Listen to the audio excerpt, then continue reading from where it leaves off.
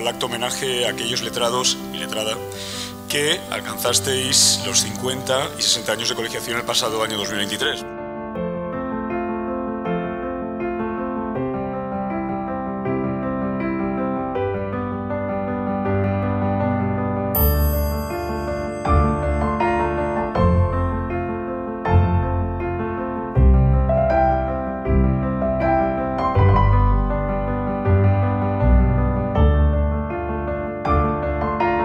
Me gustaría recordar que la institución sigue en pie con los mismos objetivos, si bien acomodados a los tiempos actuales.